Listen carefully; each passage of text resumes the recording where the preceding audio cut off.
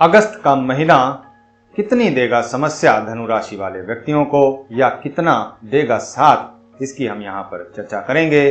तो मित्रों, धनु राशिफल अगस्त 2022 आपको किस प्रकार से परिणाम देने वाला है, यानी सजिटेरियस साइन है तो मंथली हॉरोस्कोप अगस्त 2022 आपको रिजल्ट कैसा देगा, यहाँ पर इसकी चर्चा करेंगे। और जो हमारा पॉइंट होगा वो personality, love life, marital life, educational life, wealth, health और लॉसेस यदि कोई बड़ा होने वाला है तो उसकी चर्चा करेंगे। डिसीजन, ट्रांजिट यानी गोचर फल आपको किस प्रकार से परिणाम देगा, इसकी यहाँ पर चर्चा करेंगे। तो मित्रों, यहाँ पर यदि देखें तो सबसे पहले आपका जो चार्ट है वो यहाँ पर 1 तारीख का बना हुआ है, और यहाँ पर हम विभिन्न तारीखों को, जो ग्रहों का जो राशि परिवर्तन है होने वाला है, उसकी यहाँ पर चर्चा करेंगे। तो मित्रों, वीडियो शुरू करें। सबसे पहले अपने गुरुओं को नमन करते हुए आज की वीडियो शुरू कर रहे हैं। अपने सभी सब्सक्राइबर को दिल से धन्यवाद देते हुए और अपने सभी दर्शकों का स्वागत करते हुए इस वीडियो को शुरू करते हैं। मित्रों, वीडियो शुरू करें उससे पहले एक छोटा सा निवेदन कि यदि आप भी हमारे परिवार का सदस्य अभी तक नहीं बने हैं तो नीचे सब्सक्राइब का बटन है, उसे दबा करके हमारे परिवार का सदस्य जरूर बन जाएं। अपनी प्रतिक्रिया वीडियो में हमें एक लाइक के रूप में जरूर दें। अपने जो सुझाव हैं वो हमें कमेंट के माध्यम से जरूर दें। यदि आप ज्योतिष से जुड़ा हुआ आप जानकारी और चाहते हैं, वास्तु से जुड़ा हुआ, न्यूमरोलॉजी से, टैरो कार्ड से जुड़ी हुई कोई जानकारी और अधिक चाहते हैं तो astroyes.com पर आप जरूर विजिट करें, और यहाँ पर आपको इससे जुड़ी हुई अनेक जानकारियाँ आपको प्राप्त होंगी, तो यहाँ पर विजिट जरूर करें। इसके अलावा रेमेडी के लिए, यानी अगर आप उपाय का सेक्शन और देखना चाहते हैं तो इस वेबसाइट पर आप जरूर जाएं। यहाँ पर उपाय के विभिन्न माध्यम यहाँ पर दिए गए हैं, उसका जो उपाय है उस सेक्शन को आप जरूर देख सकते हैं। मित्रों, वीडियो शुरू करें तो यहाँ पर यदि देखें तो लगन खाली है, और दूसरे भाव में आपके सैटर्न और प्लूटो की पोजीशन है, रेट्रो होकर के दोनों ग्रह चल रहे हैं। तीसरा भाव खाली है, चौथे भाव में आपके गुरु और नेपच्यून की पोजीशन है। मार्स, यूरेनस और राहु की पोजीशन आपके पंचम भाव में है। छठे भाव में आपकी जो स्थिति बनी हुई है वो खाली है, जबकि छठे भाव के स्वामी आपके वीनस यहाँ पर सप्तम भाव में आपके गोचर कर रहे हैं। अष्टम भाव में आपके सूर्य और मरकरी, और नवम भाव में आपके मून की पोजीशन है। दसम भाव खाली है। एकादश भाव में आपके केतु की पोजीशन है। द्वादश भाव आपका खाली है, यानी 12 भाव की जो स्थिति है, यानी 12 ग्रह और 12 राशियां मिल करके और 12 जो भाव हैं वो मिल करके आपको किस प्रकार से रिजल्ट देते हैं, इसकी यहाँ पर हम शुरुआत करते हैं बात। तो यदि देखें तो सबसे पहले पर्सनालिटी की बात कर लें तो पर्सनालिटी के लिए आपके पास इस वक्त करने को तो बहुत कुछ है अपनी पर्सनालिटी को इम्प्रूव करने के लिए, लेकिन यदि देखें तो शनि और प्लूटो की स्थिति आपके दूसरे भाव में जो है रेट्रो की पोजीशन में है, तो यहाँ पर बहुत बड़ा परिवर्तन आप चाहेंगे तो ऐसा थोड़ा सा मुश्किल है। लेकिन यदि देखें तो आपके लगन के स्वामी गुरु आपके चौथे भाव में गोचर कर रहे हैं, तो यहाँ पर आपको हर प्रकार से इनका सहयोग प्राप्त होता हुआ जरूर दिखाई देगा। लेकिन इत्तेफाक से रेट्रो ये भी हैं और नेपच्यून भी यहाँ पर रेट्रो हैं, तो ये जो जितना सहयोग कर सकते थे उतना सहयोग शायद नहीं कर पाएंगे। लेकिन फिर भी अगर आपकी स्थिति, आपके जन्म कुंडली में आपकी स्थिति, जो गुरु ग्रह हैं उनकी स्थिति मजबूत है, तो यहाँ पर निश्चित तौर पर आपको मदद करते हुए ही चौथे भाव में आपको दिखाई देंगे। आपका जो फैमिली एनवायरनमेंट है, आपका जो पारिवारिक जो दृष्टिकोण है वो काफी अच्छा बना हुआ है, आपका परिवार के प्रति भी और परिवार का आपके प्रति भी।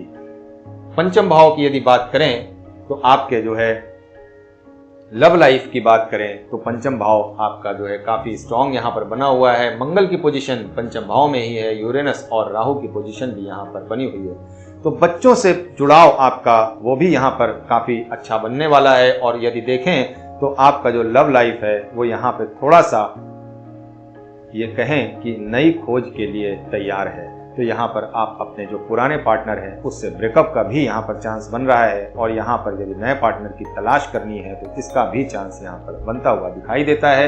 मैरिटल लाइफ की बात करें तो मैरिटल लाइफ आपकी किसी भी प्रकार से कोई विशेष समस्या यहाँ दिखाई नहीं देती है। एजुकेशन की बात करें तो एजुकेशन में आपके जो मून की पोजीशन है वो पंचम भाव, नवम भाव में आपके बनी हुई है, और यदि देखें तो तीसरे भाव के स्वामी आपके पंचम भाव में विराजमान हैं और यहाँ पर गोचर कर रहे हैं। चौथे भाव में आपके गुरु की पोजीशन है, तो यहाँ पर एजुकेशन से जुड़ी हुई कोई विशेष समस्या आपको इस वक्त दिखाई नहीं देती है। वेल्थ से जुड़ी हुई बात करें तो यहाँ पर वेल्थ की बात मैंने पहले भी कही कि शनि और प्लूटो की यहाँ पर पोजीशन है, तो यहाँ पर थोड़ी सी आपको समस्या जरूर उठानी पड़ सकती है। हेल्थ की बात कर लें तो हेल्थ से जुड़ी हुई थोड़ी बहुत समस्या आपको होगी, वो आगे कैसे होगी इसकी हम बात करेंगे। लॉसेस और डिसीजन, यदि आप कोई बड़ा फैसला लेना चाह रहे हैं या बड़े नुकसान की बात कर रहे हैं तो गोचर से हम उसका परिणाम देखेंगे। तो यहाँ पर ट्रांजिट यानी जो विभिन्न राशियों पर ग्रहों का जो राशि परिवर्तन है उसका जो गोचर फल है वो आपको यहाँ पर हम उसकी चर्चा कर लेते हैं। तो यहाँ पर यदि बात करें तो मून की पोजीशन और मरकरी की पोजीशन आपके 2 तारीख को परिवर्तित होगी और यहाँ पर आपके मून की पोजीशन आपके 10वें भाव में आएगी और मरकरी की पोजीशन आपके 9वें भाव में चली जाएगी। तो ये जो दोनों ग्रह का राशि परिवर्तन होगा ये आपके लिए अच्छी स्थिति का निर्माण करेंगे, क्योंकि एक का जो संबंध है वो 10वें भाव से और दूसरे का संबंध आपके 8वें भाव से होगा। तो यदि आप कोई इंश्योरेंस का सेक्टर चुनाव करते हैं या फिर आप दूसरों की सेवा में अपना समय व्यतीत करते हैं तो यहाँ पर ये जो स्थिति है वो आपके लिए बहुत ज़्यादा सौहार्दपूर्ण बनने वाली है। दूसरों से सहयोग भी आपको मिलता हुआ जरूर दिखाई देगा। और यदि बात करें मरकरी की तो मरकरी यहाँ पर आपके 10वें भाव के स्वामी हैं, तो केंद्र और त्रिकोण दोनों को जोड़ने का काम इस वक्त मरकरी कर रहे हैं। यहाँ पर आपके 7वें भाव के भी स्वामी मरकरी हैं, तो यहाँ पर आपका जो 7वां भाव है वीनस के यहाँ पर बैठे हुए हैं। तो इस वक्त यदि देखा जाए तो आपका मैरिटल लाइफ और आपका लव लाइफ ये काफ़ी सौहार्द से भरा हुआ होगा, लेकिन आप अपने विचारों को बंदिशों में जरूर डालें, अन्यथा आपके लिए एंजॉयमेंट बहुत ज़्यादा भारी पड़ सकता है। नुकसान उठाना पड़ सकता है आपको अपने उस पार्टनर से जो आपका सच्चा पार्टनर है उसके प्रति। तो यहाँ पर इसका ध्यान जरूर रखें।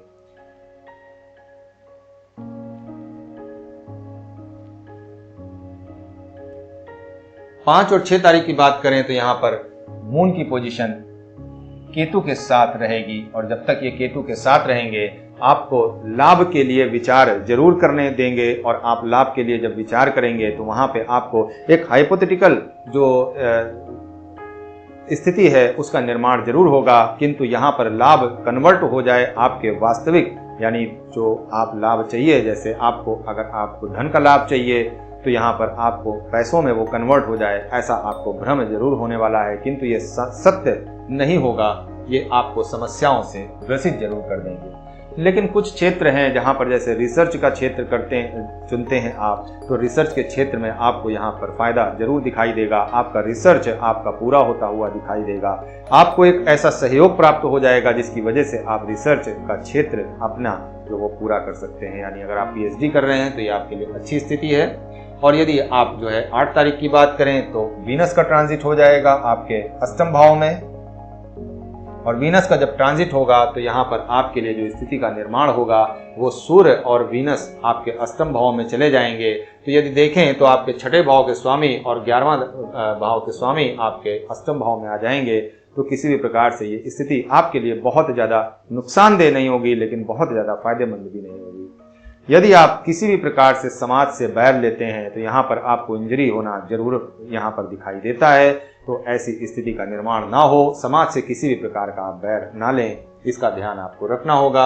11 तारीख की बात करें तो मून और सैटर्न की पोजीशन यहीं पर है आपके 2 भाव में और यहीं पर प्लूटो की पोजीशन है। तो यहाँ पर जो आपका ध्यान होगा वो आपके अपनी वैल्यू को पुनः एक बार फिर से आप उसे कैलकुलेट करेंगे और स्थिति को जरूर आप कैलकुलेट करके उसकी जो परख है वो यहाँ पर जरूर चेक करेंगे। यदि आप डिसिप्लिन से रहते हैं, डिसिप्लिन से काम करते हैं, डिसिप्लिन से अपनी अर्निंग करते हैं तो किसी भी प्रकार से आपको कोई समस्या यहाँ पर दिखाई नहीं देती है। लेकिन अगर डिसिप्लिन नहीं रखते हैं तो अनेक समस्याओं से आप घिर सकते हैं। अपने बैंक बैलेंस को कम होता हुआ भी यहाँ पर देख सकते हैं, उसमें परिवर्तन भी देख सकते हैं। 11 तारीख को ही मार्स का भी ट्रांजिट होगा और जब 11 तारीख को यहाँ से मार्स निकल करके जाएंगे तो यहाँ से आपके जो बच्चों से झगड़े और बच्चों से जो प्रॉब्लम्स फेस करनी पड़ रही थी वो यहाँ पे आपको थोड़ा सा कम होते हुए जरूर दिखाई देगी। और यहाँ पर आप अपने अपने प्रोफेशन में थोड़ा सा और ज़्यादा इन्वॉल्व होते हुए दिखाई देंगे। 15 तारीख की बात करें तो जुपिटर और नेपच्यून की पोजीशन के साथ साथ मून की भी पोजीशन यहाँ पर आ जाएगी। तो यहाँ पर आप अपने जो फैमिली एनवायरनमेंट हैं, अपने परिवार के साथ कोई अच्छे ट्रिप पर जा सकते हैं, उसका आनंद ले सकते हैं, परिवार के साथ समय व्यतीत कर सकते हैं। 17 तारीख की बात करें तो आपके पंचम भाव में ही मून का ट्रांजिट होगा, और जब पंचम भाव में मून का ट्रांजिट होगा तो यहाँ पर आपके अपने बच्चों से आपका लगाव जरूर बढ़ सकता है, और बच्चों का जो नॉलेज है, उनका जो मन है, वो नई नॉलेज के प्रति उनकी तरफ अट्रैक्शन जरूर बढ़ सकता है। कुछ नया सीखने की प्रेरणा इनको यहाँ पर जरूर मिल सकती है, तो उनका साथ आप सभी को देना जरूर बनता है। यहाँ पर 18 तारीख को सूर्य का ट्रांजिट हो जाएगा, और जब सूर्य का ट्रांजिट आपके नवम भाव में होगा तो आपके सन की पोजीशन आपके अपने ओन साइन में हो जाएंगे, और यहाँ पर भाग्य भाव आपका बहुत ज्यादा मजबूत हो जाएगा। जब भाग्य भाव मजबूत होगा तो हर प्रकार की स्थिति से आप लाभ ले सकते हैं, हर प्रकार की स्थिति और परिस्थिति से आप लड़ सकते हैं, अपने व्यक्तित्व का नया जो कैलकुलेशन है वो कर सकते हैं, और अपनी पर्सनालिटी को नए तरीके से आप समाज में पेश कर सकते हैं। 20 तारीख को मून और मार्स का एक ट्रांजिट होगा, यानी 20 तारीख को जो मून की पोजीशन है वो आपके छठे भाव में आ जाएगी, और मार्स के साथ जब ये यहाँ पर मिलेंगे तो यहाँ पर आपको पुनः एक बार तकलीफों का सामना जरूर करना पड़ सकता है, क्योंकि मृत्यु तुल्य कष्ट देने का काम चंद्रमा आपको करेंगे। यहाँ पर यदि आप बहुत जल्दी घबराने वाले व्यक्ति हैं तो निश्चित तौर पर यहाँ पर आपको जो स्थितियां हैं वो आपको विपरीत नजर आएंगी, और यदि आप धैर्यपूर्वक उस परिस्थिति को समझने का प्रयास करेंगे तो जो स्थिति है वो आपको नई अपॉर्चुनिटी देने का भी काम करेगी। अष्टम भाव मृत्यु तुल्य कष्ट जरूर देता है, किंतु नई अपॉर्चुनिटी भी देता है, तो यहाँ पर आप क्या तलाशते हैं यह आप पर निर्भर करता है। 22 तारीख को मरकरी का पुनः एक बार ट्रांजिट होगा, और मरकरी अपने ही घर में आ जाएंगे, और जब मरकरी अपने घर में आएंगे तो यहाँ पर जो स्थिति बनेगी वो आपके फेवर में ही बनेगी, क्योंकि आपका देखें तो केंद्र के घर में आपके जो स्थिति बन रही है वो यहाँ पर स्ट्रांग होते हुए दिखाई दे रहे हैं। आपके सप्तम भाव के स्वामी और दशम भाव के स्वामी आपके अपने ही केंद्र में बैठे हुए हैं, तो यहाँ पर आपको हर प्रकार से ये लाभ की पोजीशन में लेकर के आने वाले हैं। और यहाँ पर आपका नया प्रोफेशन यदि जो है वो शुरू करना चाहते हैं तो शुरू कर सकते हैं, प्रोफेशनल लाइफ में अपने कुछ ऐड ऑन करना चाहते हैं तो कर सकते हैं, और यदि आप जॉब में नई जॉब में स्विच करना चाहते हैं तो यहाँ पर ये स्थिति भी आपके फेवर में बनते हुए दिखाई दे रही है। मंगल का सपोर्ट यहाँ पर आपको मिलता हुआ दिखाई देगा, और मरकरी का सपोर्ट यहाँ से आपको मिलता हुआ जरूर दिखाई देगा। मंगल यदि देखें तो आपके पंचम भाव के स्वामी हैं, छठे भाव में हैं, तो यहाँ पर एक नौकरी में परिवर्तन का योग यहाँ पर निर्मित हो रहा है। यदि आप अपनी नौकरी में परिवर्तन चाहते हैं तो यहाँ पर निश्चित तौर पर इस दिन का आप जो कोई बड़ा फैसला लेना चाहते हैं तो जरूर ले सकते हैं। 25 तारीख की बात करें तो 25 को वीनस के साथ ही मून की भी पोजीशन आपके अष्टम भाव में आ जाएगी, तो इस दिन आप किसी भी ऐसे फैसले को ना लें जिससे आपको तकलीफ बढ़ जाए। 27 तारीख की बात करें तो 27 तारीख को सन के साथ ही आपके पंचम भाव में मून की स्थिति बनेगी, तो यहाँ पर ये जो स्थिति बनेगी ये आपके लिए अच्छी स्थिति निर्मित होगी, क्योंकि आपका भाग्य भाव का स्वामी वहीं पर है और आपके अष्टम भाव के भी स्वामी हैं। तो यदि आप लॉ के क्षेत्र में आप कुछ नया करना चाहते हैं, लॉ में कोई नई अचीवमेंट चाहते हैं, तो यहाँ पर निश्चित तौर पर आप इस क्षेत्र का जो लाभ है वो आप जरूर ले सकते हैं अपने भाग्य के स्वामी के बदौलत। 30 तारीख की बात करें तो यहाँ पर 30 तारीख को मरकरी का एक ट्रांजिट होगा, मून का ट्रांजिट, और मरकरी के साथ यहाँ पर ये एक स्थिति निर्मित होगी, और जब ये स्थिति निर्मित होगी तो यहाँ पर ये महीने का आखिरी दिन होगा। और यदि देखें तो जो शुरुआत हुई थी वो आपके नवम भाव से चंद्रमा की हुई थी, और महीना पूरा हो गया, और यहाँ पर जो स्थिति आ रही है वो आपके फिर से प्रोफेशनल के ही हाउस में आ रही है। तो कुल मिलाकर के यदि देखें तो आपके भाग्य से प्रोफेशन का जो फोकस जो चेंज होगा वो यहाँ पर आपको हर प्रकार से सौहार्द देने की कोशिश करेगा। तो मित्रों, जब सन और मून की पोजीशन यहाँ पर एक साथ आएगी तो निश्चित तौर पर आप उस समय धार्मिक यात्रा जरूर कर सकते हैं, अपने धर्म के प्रति अपनी रुचि को बढ़ता हुआ जरूर देख सकते हैं। तो मित्रों, यहाँ पर अपने पूर्वजों को नमन करना बिल्कुल न भूलें। अमावस्या की तिथि होगी और उस वक्त अपने पूर्वजों को नमन जरूर करें, उनका आशीर्वाद जरूर लें। इसी के साथ मित्रों, आज की वीडियो समाप्त करते हैं। अगली वीडियो में फिर से मिलेंगे एक नए चैप्टर के साथ, एक नई राशि के साथ। तब तक के लिए नमस्कार।